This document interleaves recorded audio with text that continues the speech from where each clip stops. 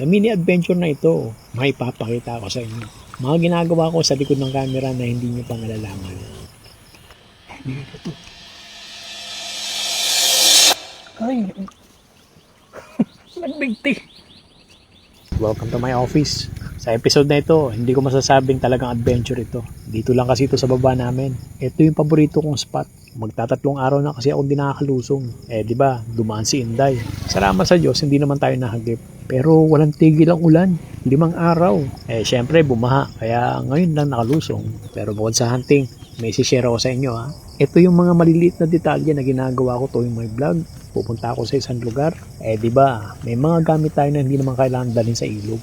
Tulad niyang susi, yung wallet, cellphone. Mahirap kasi pag dala mo pa sa ilog, lalo na yung mga susi, maliliit. Pag nalaglag sa bulsa mo yan, wala na. Sa susi, ganyan ang diskarte ko. Pero yung wallet, yung cellphone, iba diskarte ko doon. Kaya ako na lang sasabihin, dito lang naman kasi ito sa amin, kaya hindi na ako nagdala ng wallet. Pero bago pa humaba ang kwentuhan, simulan na natin mamandaw.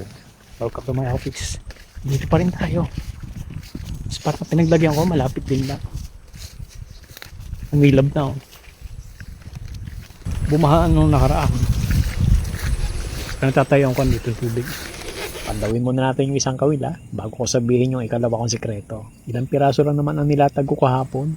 Sino sa inyo ang gumagawa ng ganyan? Siguro naman safe sabihin na halos lahat tayo. Yung mga lumulusong sa ilog, sa dagat. Ganyan ang ginagawa. Sa kagaya ko, matik na yan. Lalo na sa umaga, ang lamig ng tubig.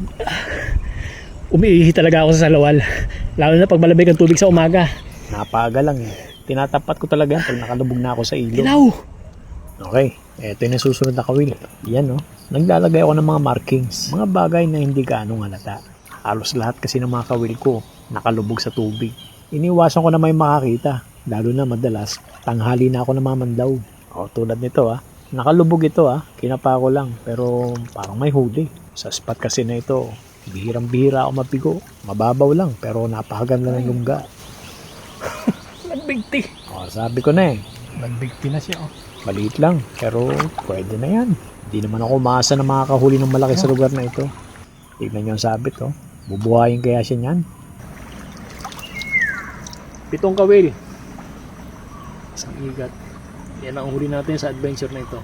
And that's all for today's video muna mga ka-office So susunod, babawi tayo.